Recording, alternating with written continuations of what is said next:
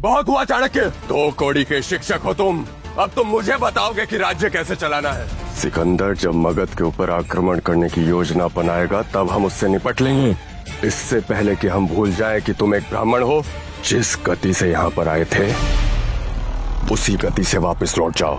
मैं तो चला जाऊंगा महाराज, किंतु एक राजा का कर्तव्य होता है निर्बल की रक्षा करना, ना कि उस पर अत्याचार करना। और मगध की स्थिति देखकर मुझे आभास हो गया कि शीघ्र ही आप समस्त भारत सिकंदर को भेंट स्वरूप दे देंगे। ये सुनते ही धनानंद का पारा आसमान चढ़ गया और उसने चाणक्य को जोर से लात मार के नीचे गिरा दिया। सैनिकों, इस दरिद्र ब्राह्मण को उसकी चोटी से पकड़कर घसीट के बाहर ले जाओ।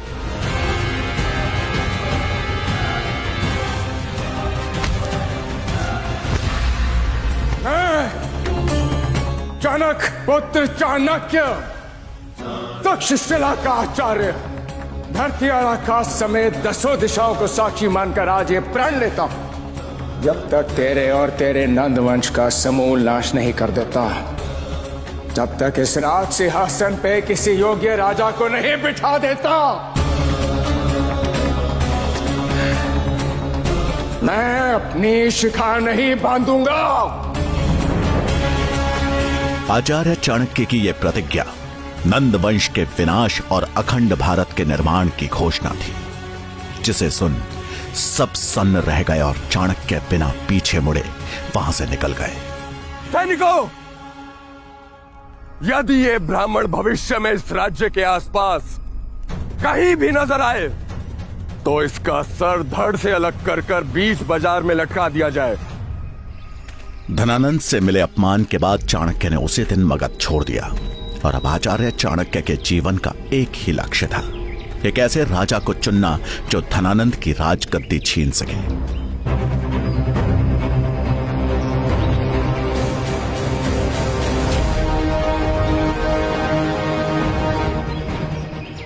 जंगल से गुजरते समय चाणक्य को एक 14 साल का बच्चा देखा। मैली धोती पहने और कमर में गुलेल लटकाए ये बच्चा चीते की तरह घात लगाए आगे बढ़ रहा था।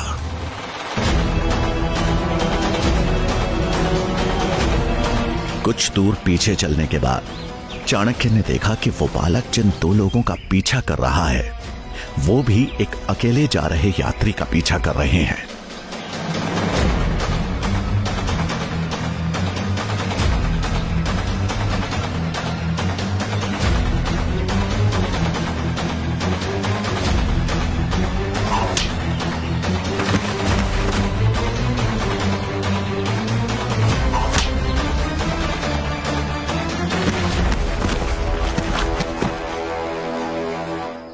आप ठीक तो है? आपको चोट तो नहीं आई? तुमने आज मुझे सही समय पर बचा लिया, नहीं तो ये लोग तो मेरी जान ही ले लेते हैं। अरे नहीं, ये लोग आपकी जान नहीं लेते, केवल आपको लूटकर यहाँ से चले जाते हैं। परंतु अब आप सुरक्षित हैं, आप यहाँ से जा सकते हैं। धन्यवाद।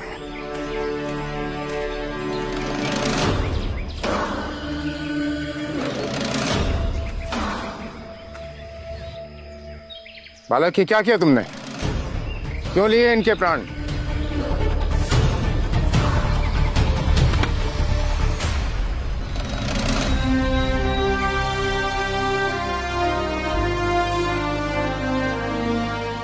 ये दोनों लुटेरे हैं और अक्सर चाकू की नोक पे यात्रियों को लूट लेते हैं। अगर आज मैं इन्हें नहीं मारता तो उन यात्रियों के साथ हादसा हो सकता था। परंतु अब चिंता मत कीजिए, ये दोनों कुछ समय बाद उठ जाएंगे और तब तक वो यात्री भी कहीं दूर निकल चुके होंगे। तुम इतने विश्वास से कैसे कह सकते हो कि इन्हें कुछ नहीं हुआ? क्योंकि मैंने उन्हें एक ऐसी जगह मारा है जहाँ पे वो केवल मूर्छित हुए हैं, उन्हें चोट नहीं आई है। ये दोनों भी अपनी परिस्थितियों से विवश है, परंतु इसका मतलब ये तो नहीं कि चोरी करे। मेरे लिए वो यात्री और ये दोनों चोर एक समान है।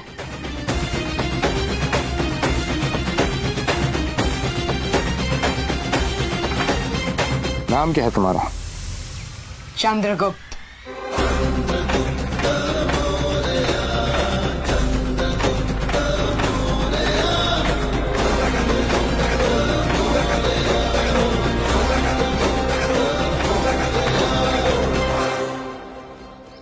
इस बालक में मुझे मगध का भविष्य दिखाई दे रहा है। एक राजा में दया और वीरता का संतुलन होना चाहिए। धनानंद, तूने अपने अहंकार में मगध की इस पावन मिट्टी को भी कलंकित कर दिया है और अब इस कलंक को हटाने की प्रक्रिया आरंभ होती है। अधिक समय नहीं है तेरे पास। शीघ्र ही तेरे रक्त से मगध की इस पावन धरती को सिंचित किया जाएगा। आज मेरी खोज समाप्त होती है। मिल गया मुझे मगध का भविष्य, मगध का भावी सम्राट। मगध के राज सिंहासन पे चंद्रगुप्त बैठेगा और उससे उस सिंहासन तक मैं पहुंच जाऊंगा। चंद्रगुप्त ने चाणक्य की बहुत बड़ी चिंता दूर कर दी थी। धनानंद के द्वारा मिले अपमान का बदला चाणक्य को अब इस बालक के रूप में दिख रहा था। बालक, मुझे क्षमा करे। अगर समय पे लकड़ियां लेके नहीं गया तो दंड निश्चित है। कौन देगा तुम्हें दंड? किस गुरुकुल से हो तुम और कौन है तुम्हारा गुरु? मेरा कोई गुरु नहीं है, मैं एक सेवक हूँ। अपने स्वामी के लिए काम करता हूँ। कौन है तुम्हारा स्वामी? मैं उससे मिलना चाहता हूँ। मैं तक्षशिला का आचार्य हूँ और मैं चाहता हूँ कि तुम मेरे साथ तक्षशिला चलकर अपनी शिक्षा की पूर्ति करो। तक्षशिला? आप तक्षशिला के आचार्य है? मैं भी पढ़ना चाहता हूँ, लेकिन शायद वो मेरे भाग्य में नहीं लिखा। आप मेरे स्वामी मन्नादेव से मिल सकते हैं, परंतु मुझे लगता है कि आपका प्रयास व्यर्थ होगा। ऐसा क्यों? क्योंकि मन्नादेव अपने सेवकों को इतनी आसानी से छोड़ते नहीं है। चल के देख लेते हैं किसकी विजय होती है, तुम्हारे स्वामी की या फिर मेरी। ठीक है।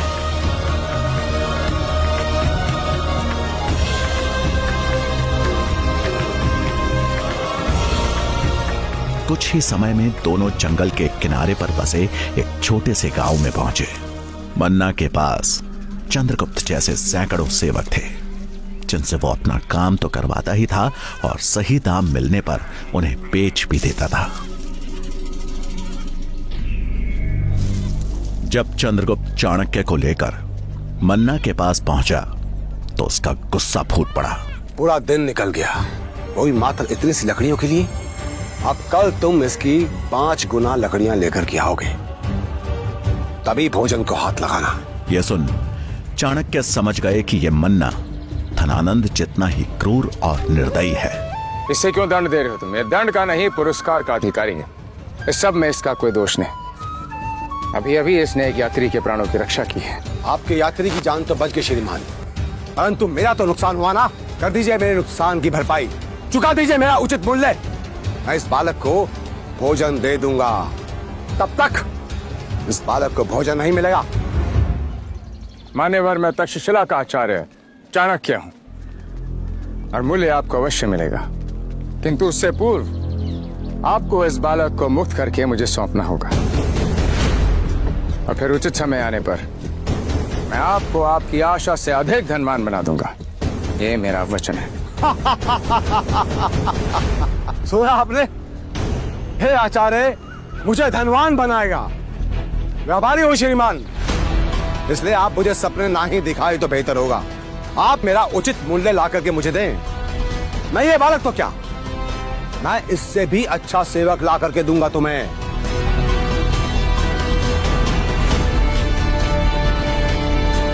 वैसे क्या दिखा आपको इस साधारण से बालक में?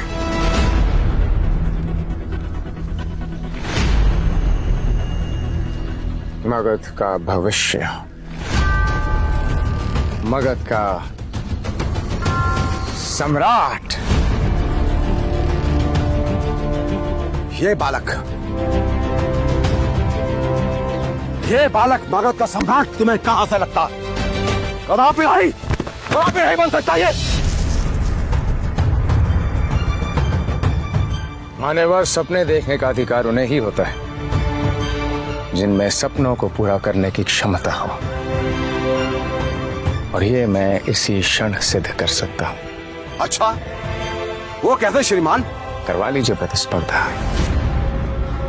हरा लीजिए इस बालक को अपने किसी भी सेवक के साथ। यदि ये विजय होता है तो ये मेरा शिष्य बनेगा, और यदि ये हार जाता है तो इसके साथ साथ मुझे भी आपकी अधीनता स्वीकार होगी। मैं भी आपका सेवक बनूंगा। ये स्वीकार है आचार्य। अब ये और तुम दोनों को मेरी अधीनता स्वीकार करनी होगी। अब देखो आचार्य, मेरा सेवक कैसे धूल चटाता है इस बालक को। मायादेव, देखो।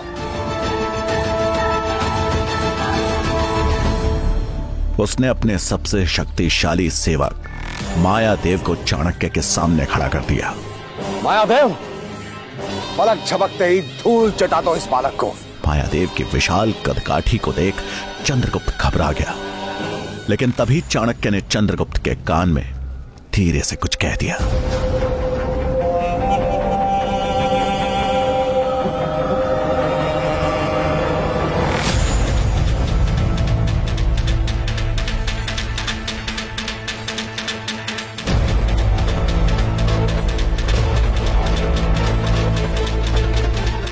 तभी मायादेव ने चंद्रगुप्त पर हमला बोल दिया। हालांकि चंद्रगुप्त अपनी फुर्ती दिखाते हुए बच गया। फिर कुछ देर यही चलता रहा। तभी अचानक चंद्रगुप्त ने मायादेव के घुटनों पर प्रहार किया।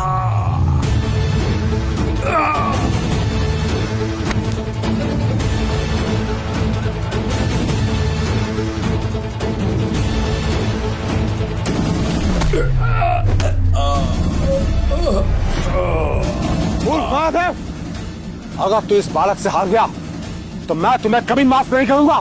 मन्ना के चिल्लाने से चंद्रगुप्त का ध्यान एक पल के लिए भटक गया। तभी मायादेव ने इसका लाभ उठाया और चंद्रगुप्त को अपने चंगुल में फंसाकर दूर हवा में उछालकर फेंक दिया। चंद्रगुप्त जमीन पर धड़ाक से गिर पड़ा। ये देख चाणक्य थोड़े निराश हो गए, जबकि मन्ना और वहां उपस्थित भीड़ शोर मचाने लगी। इसी शोर में चंद्रगुप्त को एक दबी सी चीख सुनाई दी और वो तुरंत वहां से भाग निकला। वो देखो आचार्य, भाग गया तुम्हारा राजा। अब तुम हाथों में कमंडल नहीं, बेड़िया पहनने के लिए तैयार रहो। बेड़िया। हालांकि चाणक्य समझ गए कि चंद्रगुप्त डर से नहीं बल्कि किसी और कारण से वहां से भागा है।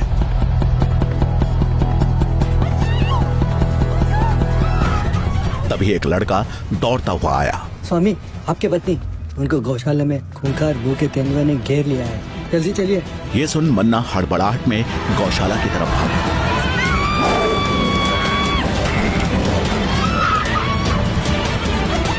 गौशाला के बाहर लोगों की भीड़ जमा थी।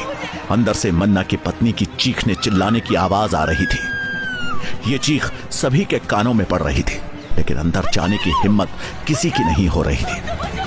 और तभी सबको अचंभित करते हुए बालक चंद्रगुप्त ने गौशाला के अंदर छलांग लगा दी।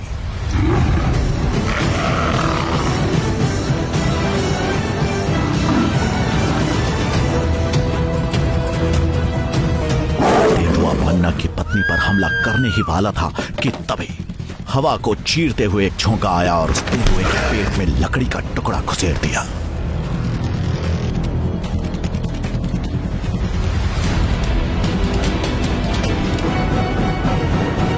देखते ही देखते वो तेंदुआ अपनी अंतिम सांसें गिनने लगा। माई, अब आप सुरक्षित हैं। मैंने तेंदुओं को मार दिया है। जब मन्ना की पत्नी ने अपनी आंखें खोली तो उसे यकीन नहीं हुआ। उसके सामने चंद्रगुप्त खड़ा था। आज एक साधारण से सेवक ने मन्ना की पत्नी की जान बचाई थी।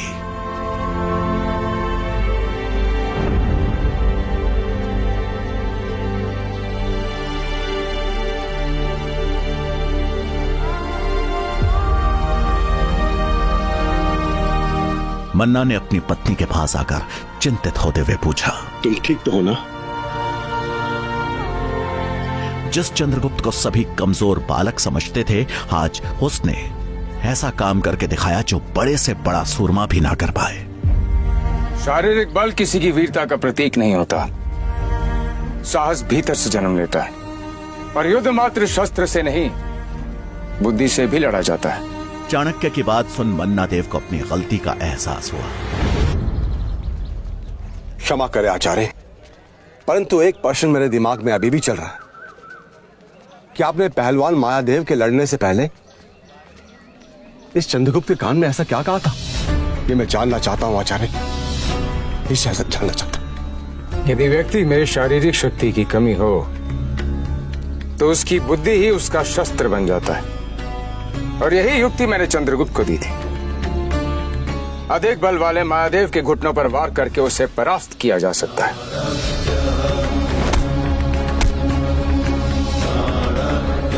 मन्ना देव चाणक्य की प्रतिभा से समझ गया था कि ये कोई साधारण आचार्य नहीं, बल्कि बहुत बुद्धिमान और अनुभवी आचार्य है।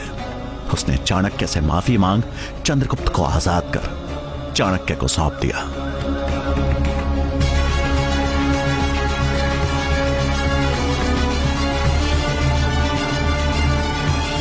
चाणक्य चंद्रगुप्त को लेकर वहां से चल तो पड़े, लेकिन उनका मन किसी गहरी चिंता में डूबा हुआ था।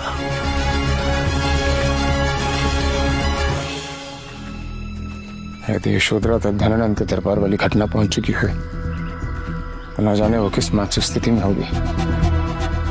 उसके प्राणों के लिए संकट हो सकता है।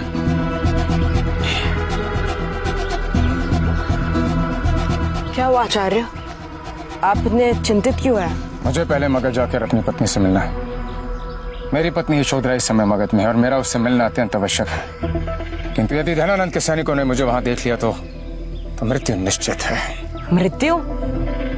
परंतु मृत्यु क्यों? क्योंकि मैंने प्रण लिया है धनानंद और उसके नंद वंश का समूल नाश करने का। मुझे अपनी पत्नी यशोधरा की चिंता हो रही है। धनानंद के सैनिकों को मेरी पत्नी की वहां उपस्थिति का पता चल गया तो वो मेरी पत्नी को जीवित नहीं छोड़ेंगे। किंतु एक मार्ग है। मगध में प्रवेश करने का एक द्वार है जहां पे सबसे कम सुरक्षा व्यवस्था रहती है। हम उसी द्वार से मगध में प्रवेश करेंगे। चाणक्य बिना कोई पुनर्विचार किए वापस मगध की तरफ चल दिए, लेकिन वहां मुख्य द्वार पर कड़ी सुरक्षा व्यवस्था ने उन्हें फिर चिंता में डाल दिया। आचार्य, यहाँ तो बड़ी कड़ी सुरक्षा है, इनसे लड़े बिना प्रवेश करना बहुत कठिन होगा। शस्त्र उठाना हर समस्या का समाधान नहीं होता। यदि समस्या बुद्धिमानी से सुलझाई जा सके तो शस्त्र उठाना मूर्खता होगी नहीं। तो अब क्या करें आचार्य? तुम यही मेरी प्रतीक्षा करो, मैं आता हूं। इतना कहकर चाणक्य ने वहां पास ही में दिख रही कुछ जड़ी बूटियों को तोड़ा, उनका लेप तैयार किया। इसके बाद वो एक वैद्य का भेष धारण कर चंद्रगुप्त को साथ लेकर मुख्य द्वार की तरफ बढ़ गए। फरिद, ये क्या हो गया? चलो अच्छा, मेरे पास औषधि है। देखो, इससे पहले कि तुम मुझसे कोई प्रश्न करो तुम इस घाव पे लेप लगा लो, क्योंकि मेरा औषधि ज्ञान कहता है कि यदि इस घाव का तुरंत उपचार नहीं किया गया ना, ये घातक साबित हो जाएगा। और तुम तो एक कर्तव्यनिष्ठ सैनिक हो। एक वैद्य होने के नाते मेरा कर्तव्य बनता है कि जो सैनिक मेरे और मेरे परिवार की रक्षा करता है उसे मैं हर संभव रूप से सहायता दूं। उनकी आंखों में झलक रहे सत्य और करुणा के भाव को देख उसने बगैर कोई प्रश्न किए चाणक्य का धन्यवाद किया और उन्हें प्रवेश करने की अनुमति भी दे दी।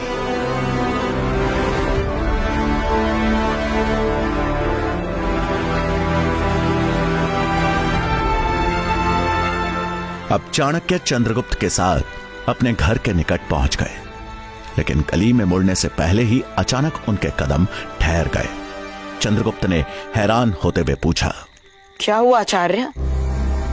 आप अचानक से रुक क्यों गए?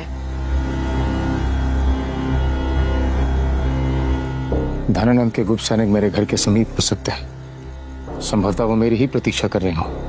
तो अब क्या करना चाहिए? तुम भिक्षक के रूप में मेरे घर में प्रवेश करा। यदि वहां कोई सैनिक या कोई गुप्तचर हुआ तो तुम्हें आभास हो जाएगा।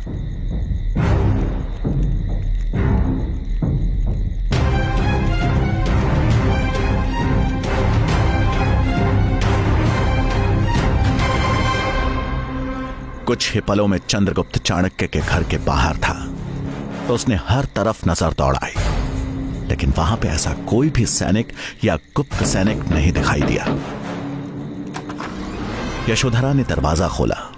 माता, भिक्षा मिलेगी? यशोधरा का मन अंदर से विचलित था, लेकिन घर पर आए भिक्षुक को खाली हाथ तो नहीं भेज सकती थी। हाँ पुत्र, घर में भोजन है, मैं तुम्हारे लिए लेकर आती हूँ।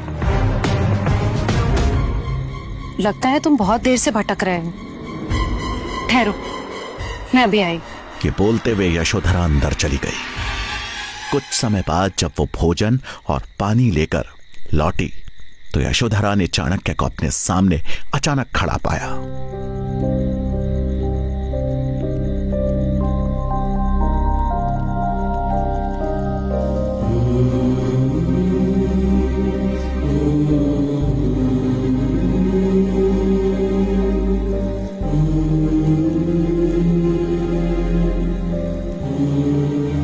कहाँ थे आप? मैं कितनी चिंतित हो गई थी। कहाँ चले गए थे आप? और ये बच्चा आपके साथ है? इधर सुनो, सब बताता।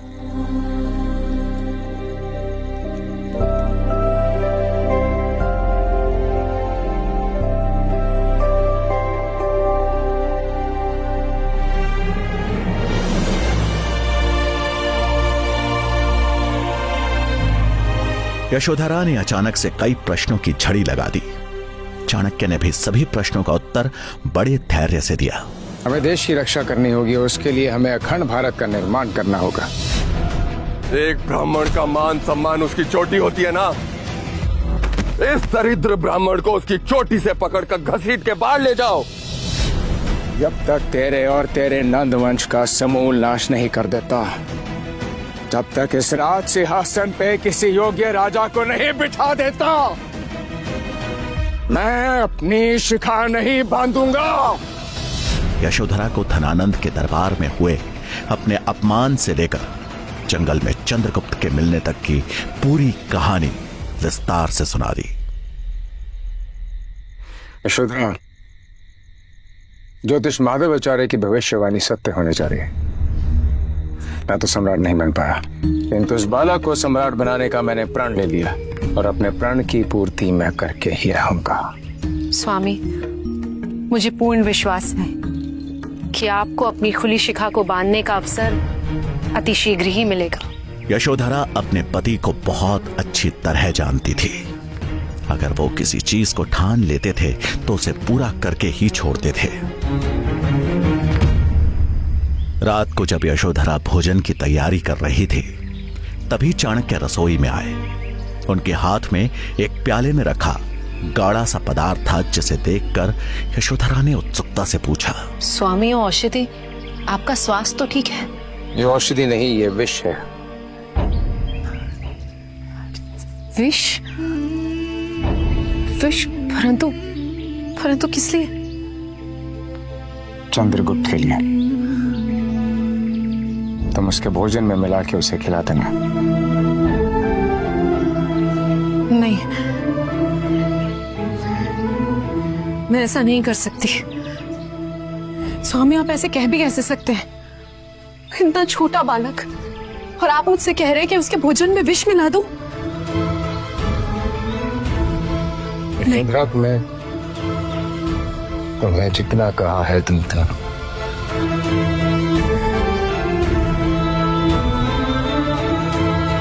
ये विष चंद्रगुप्त को मगध का सम्राट बनाएगा। यशोधरा हैरान थी कि चाणक्य इस छोटे नन्हे से बालक चंद्रगुप्त को विष देने की बात क्यों कर रहे हैं। ये विष मैं चंद्रगुप्त को कैसे दे सकती हूँ? यशोधरा, तुम तो जानती हो कि विष ही विष को काटता है।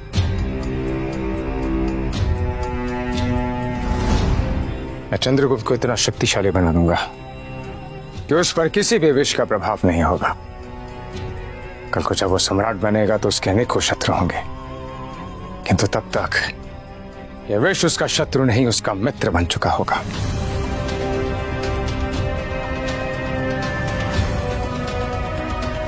मैं चंद्रगुप्त को इतना शक्तिशाली बना दूंगा कि विष का कोई भी विष उसका बाल भी बांका ना कर पाए, और इसीलिए आज से ही उसके भोजन में थोड़ी मात्रा में विष मिलाने की प्रक्रिया मैं आरंभ कर रहा हूं। परंतु स्वामी वो यशोधरा, आपकी लीला आप जाने क्या भगवान जाने।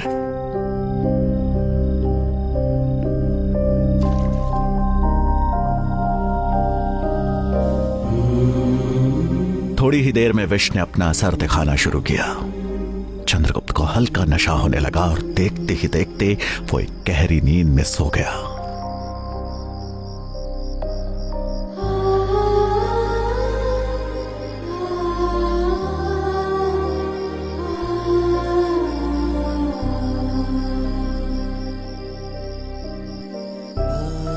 छोटे चंद्रगुप्त को इस तरह से सोते हुए देखकर यशोधरा उसे ममता भरी नजरों से बस निहारे ही जा रही थी।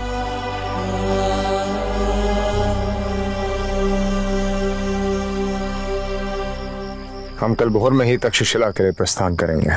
चंद्रगुप्त के राजा बनने की प्रक्रिया अति शीघ्र आरंभ होनी चाहिए, किंतु उससे पूर्व मेरा शंभू का समझना आवश्यक है।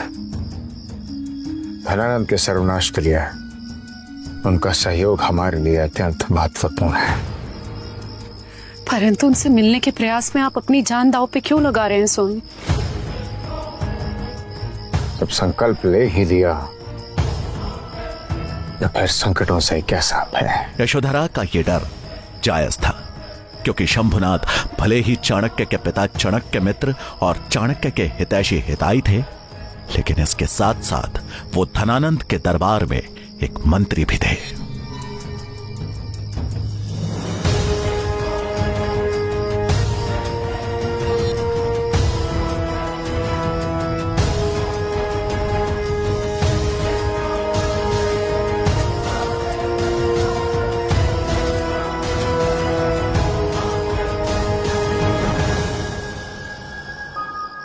तभी शंभुनाथ अपनी पूजा समाप्त कर मंदिर से नीचे उतरने लगे। चाणक्य बगैर समय गवाए तुरंत उनके पास गए और अपना कंबल हटाते हुए उन्हें प्रणाम किया। तुम क्या काका, तुम्हें पता है यदि किसी ने यहां तुम्हें देख लिया तो मृत्यु दंड तय है। काका, मुझे इस बात का आभास है, किंतु आप चिंता मत कीजिए। इस समय किसी की दृष्टि नहीं है हम पे। मैं मात्र आपको ये बताने आया हूं कि धनानंद के सर्वनाश की प्रक्रिया आरंभ हो चुकी है। एक बालक को मगध का भावी राजा बनाने की शिक्षा देने के लिए मैं तक्षशिला लेके जा रहा हूं, और धनानंद को राज सिंहासन से उतारने के लिए मैंने जो योजना बनाई है वो आपके साथ के बिना सफल नहीं हो सकती, और इसीलिए आपसे मैं प्रार्थना करने आया हूं। उत्तरा, जैसे बूढ़े आदमी भला तुम्हारी क्या सहायता कर सकते हैं, लेकिन तुम्हारी जो भी योजना है मुझे बताओ। काका, मैं मात्र इतना ही चाहता हूं कि धनानंद के शासन के निर्बल पहलू पर अपनी दृष्टि रखें, क्योंकि उचित समय आने पर हम पहला वार उसी निर्बल पहलू पर करेंगे। तक्षशिला से शीघ्र ही लौटकर मैं आपसे मिलूंगा। मगध की नियति का बदलना आवश्यक है। मुझसे जो बन पड़ेगा मैं अवश्य करूंगा, फिर चाहे इसके लिए मुझे अपने प्राण ही क्यों न त्यागने पड़े। पुत्र, तुम जाओ, अपना कार्य करो। मैं बाबा विश्वनाथ से तुम्हारी कुशलता की कामना करूंगा। प्रणाम काका। काका, एक बात और है। राजमहल के गुप्तचर आपके पीछे लगा दिए गए हैं। संभवतः मंत्रिमंडल में किसी मंत्री को हमारे मित्रता की भनक हो गई है, इसलिए आप जो भी करें सतर्कता के साथ करें। अवश्य पुत्र, तुम भी अपना ध्यान रखना। जी। प्रसाद। जय बाबा विश्वनाथ। शंभुनाथ से मिल चाणक्य घर पहुंचे। उन्हें सकुशल लौटा देख यशोधरा की चिंता दूर हो गई। वो पूरी तैयारी कर चाणक्य के लौटने का इंतजार ही कर रही थी।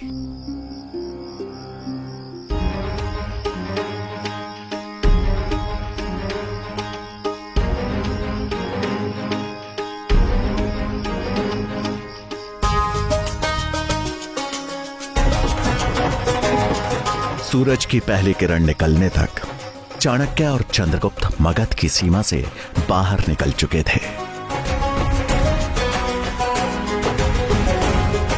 कुछ ही दिनों में चाणक्य तक्षशिला विश्वविद्यालय के द्वार पे आ पहुंचे। तक्षशिला का भव्य द्वार। आओ।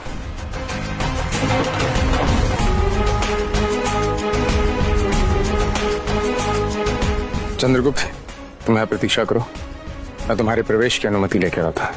जी आचार्य।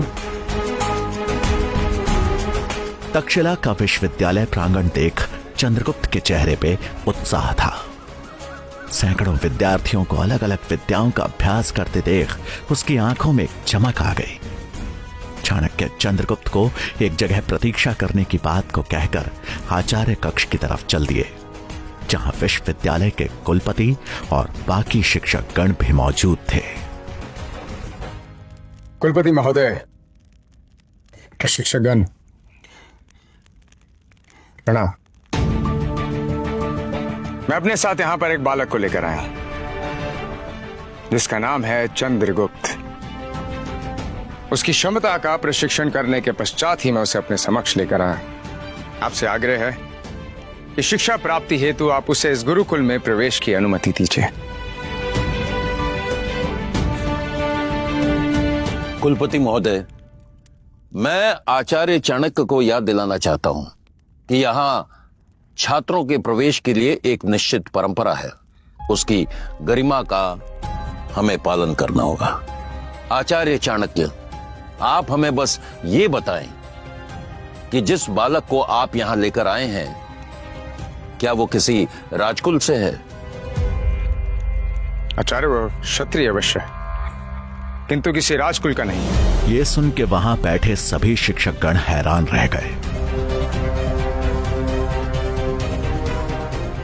फिर उसे प्रवेश कैसे मिल सकता है आचार्य? उसके गुणों के आधार पर। बात ये नहीं है आचार्य। बात यही है आचार्य, इस महान विश्वविद्यालय की, इस प्रतिष्ठित गुरुकुल की गरिमा यहाँ का ज्ञान है।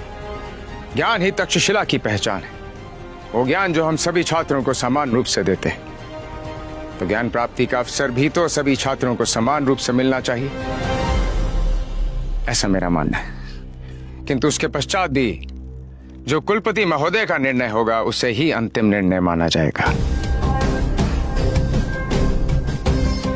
आचार्य गजानन, आचार्य चाणक्य की बातें कुछ हद तक उचित तो है, इसलिए यहां के कुलपति होने के नाते मैं ये निर्णय लेता हूं कि आचार्य चाणक्य द्वारा लाए गए बालक को हमारे यहां प्रवेश के लिए यहां की परीक्षा में सफल होना पड़ेगा। अगर वो सफल होता है तो तक्षशिला का द्वार उसके लिए खुल जाएंगे। मुझे आपका निर्णय स्वीकार है कुलपति महोदय। मुझे भी आपका निर्णय स्वीकार्य है कुलपति महोदय, परंतु एक निवेदन है कि यह परीक्षा निष्पक्ष रहे और उसके लिए आवश्यक है एक ऐसी परीक्षा समिति का गठन करना जो आचार्य चाणक्य के प्रभाव से प्रभावित होकर नहीं, अपितु चंद्रगुप्त के गुणों को परख कर निर्णय ले। मैं आपकी अनुमति से इस परीक्षा समिति का गठन करना चाहता हूं। अनुमति है। अनुमति मिलते ही गजानन के चेहरे पर एक कुटिल मुस्कान उभर आई।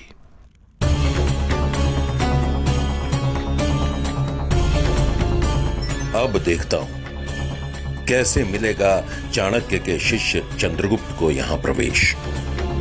आचार्य गजानन की साजिशों को कैसे नाकाम करेंगे चाणक्य? तक्षशिला विश्वविद्यालय में चंद्रगुप्त को प्रवेश मिल पाएगा या नहीं?